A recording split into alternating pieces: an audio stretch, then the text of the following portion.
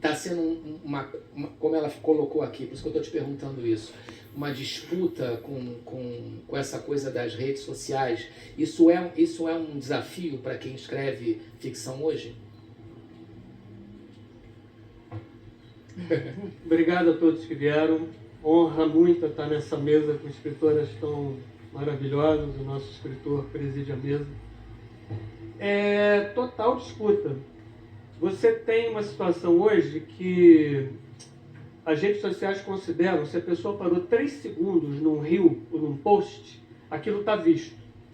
Está visto, gerou um clique, gerou um curtir, gerou uma reação e a pessoa parte para outra coisa. Isso gera dopamina rápida. A pessoa se agrada muito rapidamente na rede social. Para você pegar um romance e ler, não vou nem falar de ler um Guimarães Rosa, ler Grande Sertão, por exemplo, nem de ler Clarice Lispector, coisas que demandam um certo... Porque tem leituras que você demanda um sacrifício, uma permanência, uma insistência. Quando você muda, às vezes, de um autor para outro... Eu estou lendo o livro dela não que eu peguei hoje, mas estou lendo o livro deles. Estou lendo Bakken, estou lendo Espirais, estou lendo O Maestro das Baleias e vou mergulhar nas cartas do Machado.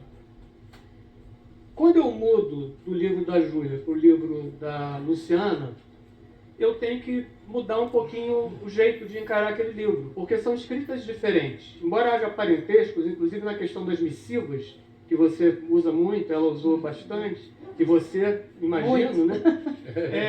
Então você tem ritmos diferentes, modos diferentes de contar, uma dificuldade de linguagem em relação ao que você acabou de ler. E não é que é difícil ler. Quando você é um leitor experiente, você vai fácil de um pulo para outro. Só que o leitor atual, que é dopamina rápida, que ele lê 3 segundos de mensagem no Instagram e está agradado, ele não vai ler a primeira página. Eu lembro que primeiros parágrafos famosos são uma chave para a ficção poder disputar com a rede social.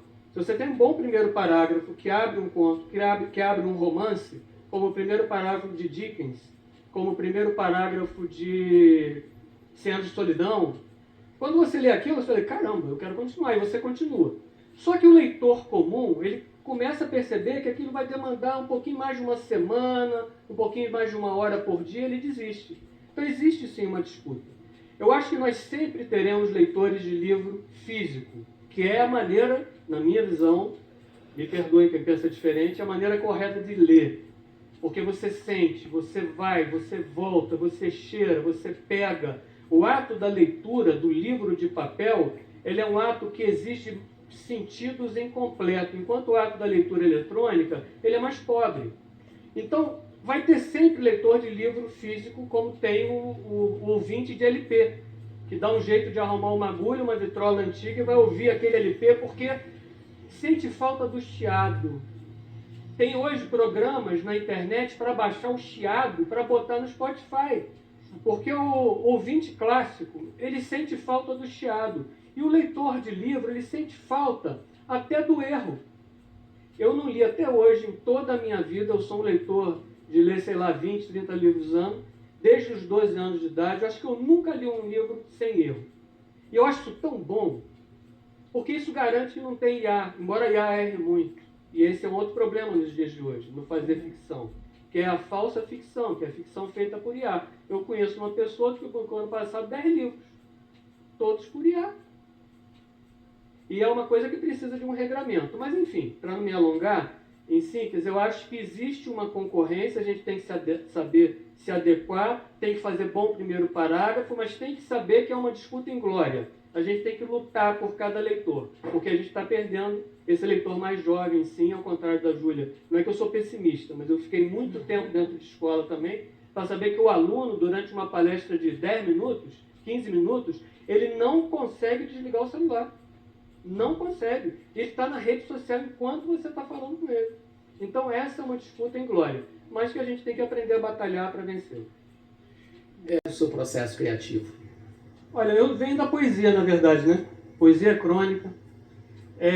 Mas de uns anos para cá, acho que a pandemia gerou muitos escritores, muitos bons escritores, alguns muito ruins, Mas o bom é que todo mundo resolveu botar papel para fora, botar alma para fora, botar na mesa e transformar em alguma coisa de útil, para si próprio ou para os outros.